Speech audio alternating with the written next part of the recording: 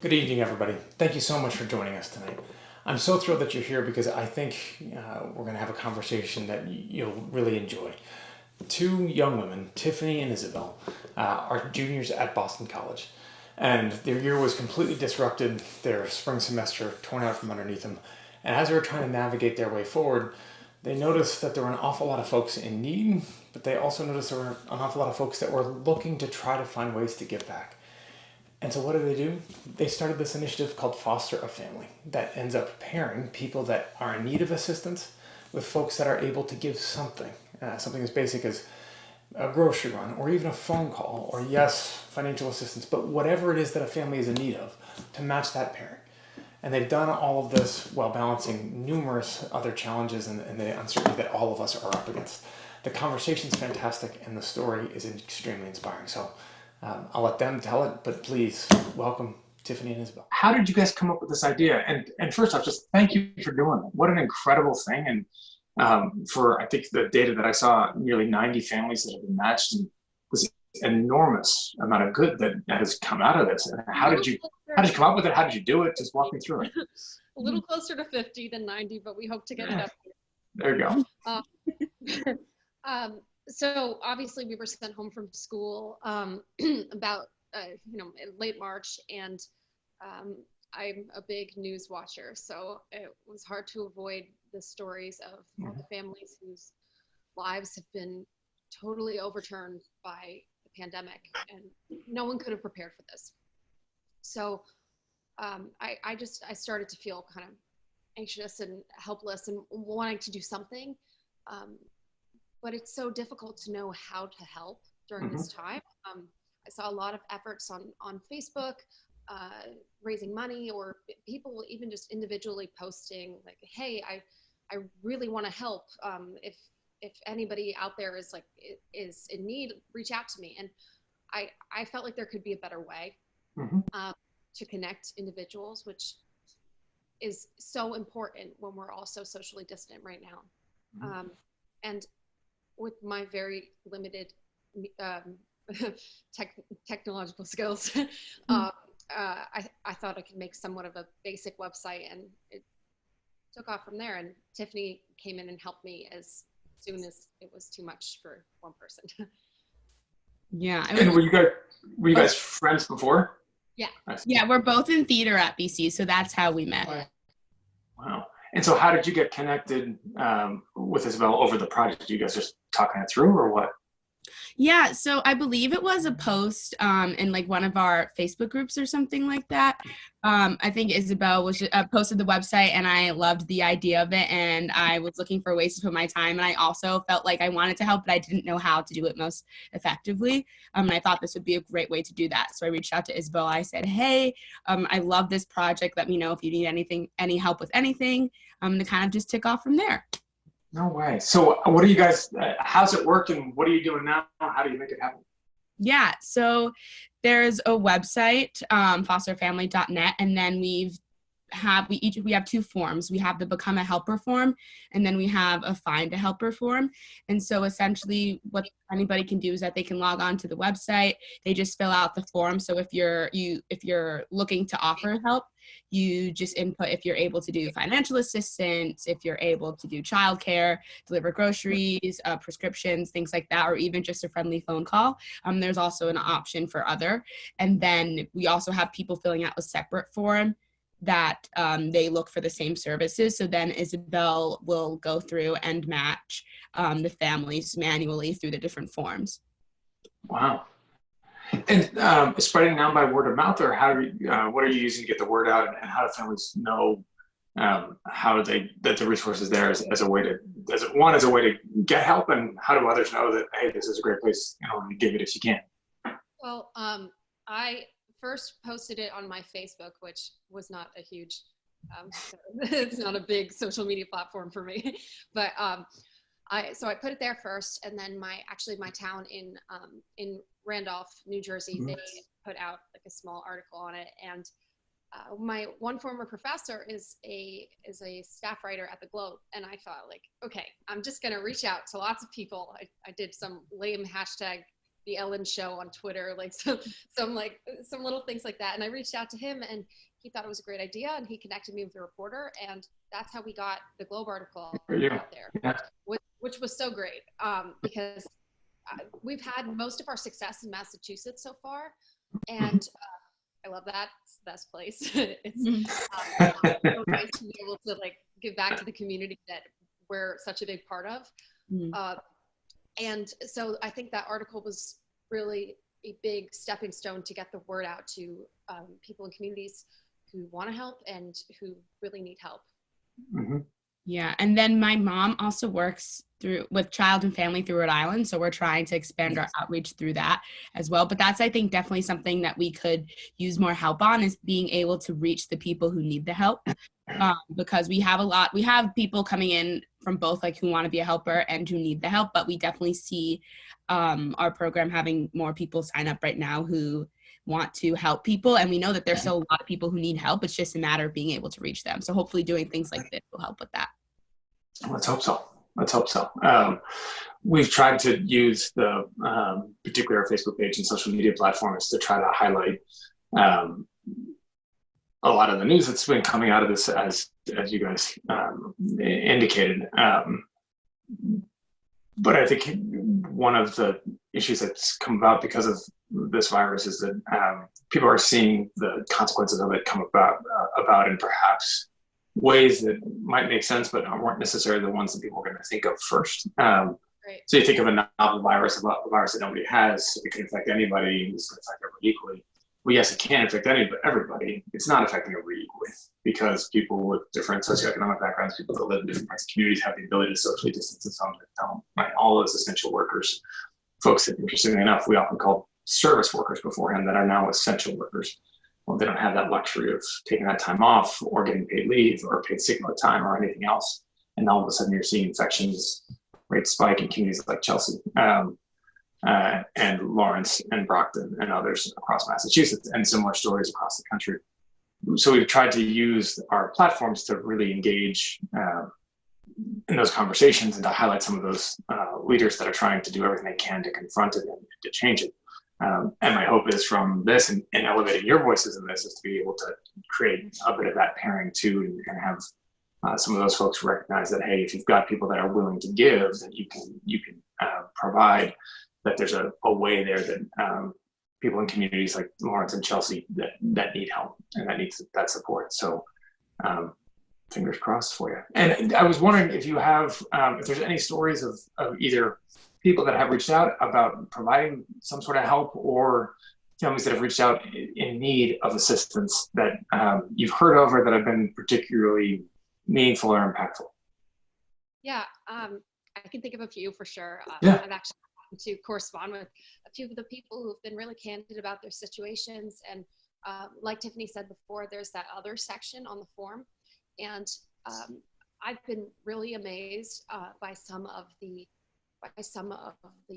stories that people have decided to share in that box. And for example, there's this one woman, Michelle, who I've been emailing with back and forth, and she's a single mom. She lives in Groveland, Massachusetts, and she's a stage 4 cancer survivor.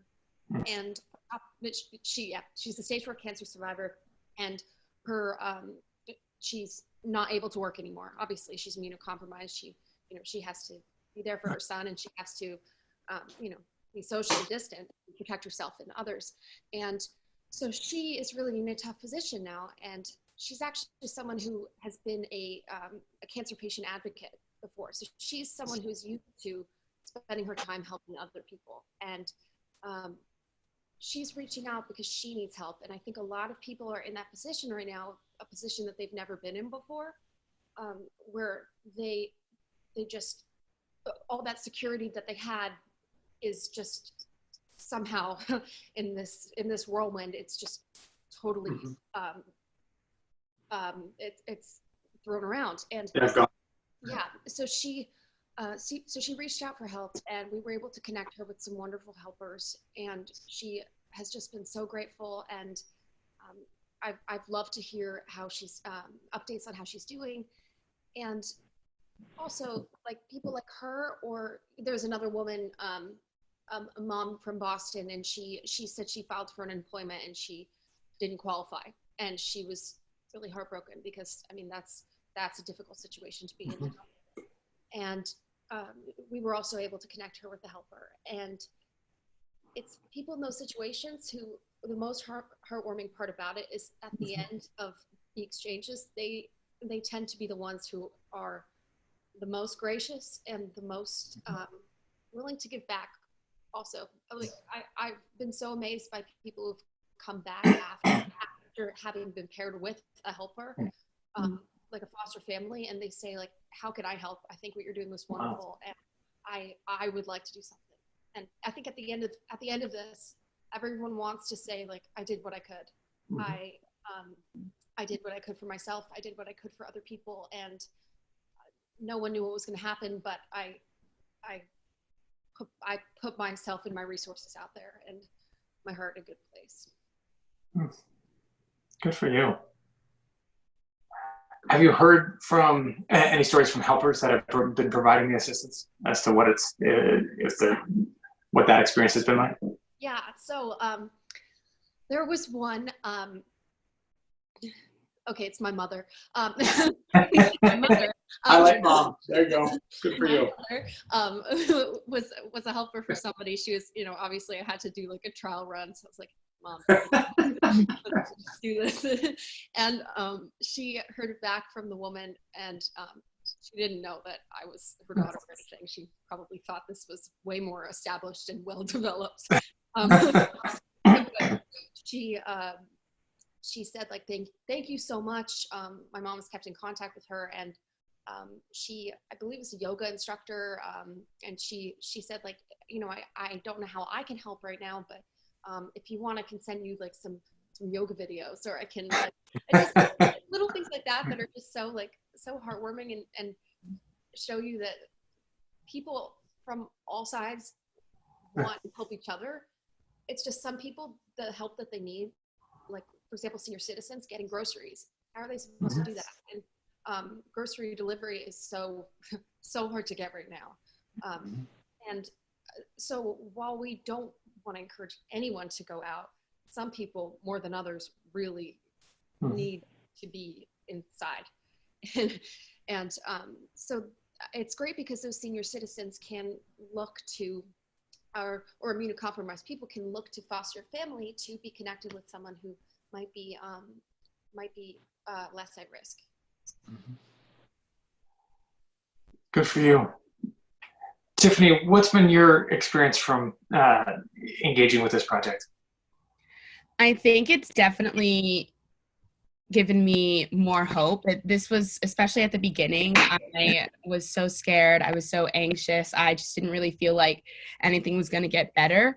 And the fact that there have been people who have been so willing to help and doing anything they can has really given me hope that this could get better. And then there are people out here who really want to like change the world and help people. It's just that they really don't know how. And especially at a time where we can't be together, it's so hard to be able to try and help others. And so I've been able to see that people are passionate and determined to get through this situation and to make sure we can do it together. Like these past few weeks, I've seen some of the, like just over like Facebook and other social media platforms, how much people have been being able to connect, which is ironic because at the time that we're not supposed to be together, that the fact that people have been able to find new ways to connect is something that has been really beautiful for me to see. And I've loved every second of it. And that's something that has definitely kept me going and motivated throughout this time for sure. Good for you. So what, as two people that are students in college, juniors, right? Both of you. So juniors in college, going through your studies, had your year obviously interrupted in one of the worst ways. And in this uncertainty that I think obviously to some extent all of us are confronting. But from a very big level, right, our government's confronting as well, and everybody's trying to feel their way through it because there's no playbook for this, right? This is pushing or stretching our system, our country, our government in ways that we've never seen before. What lessons can I learn from what you guys did, and what should how do you think our government could be responding better to try to, one, help those in need, and two, understanding that there is this incredible reservoir of folks that, for whatever reason, now might have more time than they otherwise would have because they might be out of work, but understand that people are in need and they want to help. How can we take advantage of that and channel it? What advice would you give? Well, one thing that you said, I think, really speaks to Boston College, which is obviously our school. We go to a Jesuit school, which I think Tiffany, as somebody on the student admissions program council, could speak to more. But the whole idea is really men and women for and with others, and that is really ingrained in our educational process. And we see so many people just on our campus in groups and in various efforts to reach out to their community and to lend a helping hand. And I think there are, like you were saying, so many more people who want to do that, especially during this time. So we, as people who have that experience with the Jesuits, I think that has been really a great guiding principle for us. And other people can maybe take from that. They can look for the helpers. That's my big thing. I love that. I don't know if you're familiar with the Mr. Rogers quote, but I think he was one of the most wonderful people, and that is just so simplistic, so beautiful, and so true. There are people who want to help, and you just have to look in the right places, and we hope that we can be one of those right places. Yeah, I agree. I think that's something that we all could do a little bit better. Is one of my favorite parts of the Jesuit values being men and women for and with others is the part about being men and women for and with others. So not just for them, but being with them. So I think we can all listen to each other a little bit better, because I think this platform has allowed us to listen to people what they need, but also listen to how people can provide that. And so if we're able to listen to others, we'll be able to help a lot more people, I think. And not to get too far down the Jesuit road here, but you've got Pope Francis has essentially, in some of his recent statements, actually tried to, I think, call attention to that, right? Of this enormous separation that I don't want to call this a silver lining, because there's been so much despair and destruction and that this virus has brought. But it has separated, one could argue, the important from the material in a very real and visceral way. And enabled, I think, all of us to try to take this time, as disorienting as it has been and unsettling as it has been, to also really take stock of what's important for ourselves, our lives, and our families, et cetera, loved ones. And if we're able to remember that and cling to that as we come out of it, I think there will be some lessons learned here that will be important for us to carry on. Right, and that's really a hope for us, is that we are developing this as a response, an immediate response to COVID-19, and all the struggles that people are facing as a result of it. Maybe this could be something that carries on afterwards. This could be something that spreads farther. Maybe either the model could be well, hopefully improved and expanded, and just reach more people. So that's one thing that's been really wonderful about this, is it has, while we have reached mostly people in Massachusetts, it's not location specific.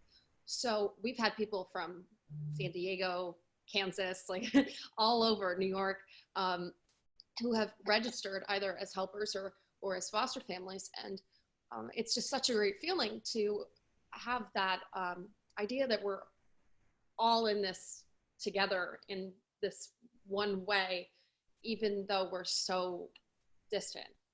And that's our hope, that we can bring people together and make new connections when everyone really needs that. Good for you. Thank you. Tiffany? I didn't mean to cut you off. I thought you were saying something. I'm sorry. Oh, no. I totally second everything Isabel has said. And I think if there was one thing that was good to come out of COVID-19 would definitely be the community that some people have been able to build. And so hopefully through this program, we would be able to do that long term. I gotta say, you two, that it is extremely impressive to see what you've done. Not everybody in the midst of a global challenge that when manifested locally and personally can be devastating. That even would think to say, hey, how can I help? Most basic question. And then not necessarily having a really clear answer, just went and figured it out. This was an odd exchange that happened with me years ago, and a friend of ours from overseas who said, when I think of America, it's the one phrase that I always come back to. It's "we'll figure it out." That no matter what the challenge is, you'll figure it out. And this optimism and ingenuity and faith in the future that no matter what comes at you, we'll figure it out. And how powerful it is to just know and to have faith and confidence that we'll figure it out. And you two figured it out, right? You figured out a way that when people were desperate and in fear and uncertainty and sickness, you figured out a way to help. And I think that's why your stories resonated with so many people, because you found two college students that just said, ask that question and then found a way. And it's a really inspiring story, not just for all the people that you'll help and the connection that you allow for others to be able to provide that service, but for folks to say, hey, here's two people that went out there and did it, and look what they did. And so why not me? So thank you both, really and truly. Congratulations, and it's a great story. Keep on helping, and we'll keep looking for the helpers. Thank you Great. so much. Thank you so much. This has been a pleasure. Really, mine, all mine. Thank Isabel, thank you. you. Good luck. All right. I gotta say, everybody, that's one of the more inspiring stories that I've heard in an awfully long time. And to see the commitment of these two young women that in the midst of this extraordinary amount of uncertainty and upheaval, found a way to connect and found a way to give back. And as Isabel said, always looking for the helpers. Well, people found them, and they're in. Really grateful that you're here with us tonight. Check out their organization, Foster a Family. And of course, if there's a way you can help, I'm sure they'd be grateful for it. Thanks, everybody. Stay safe.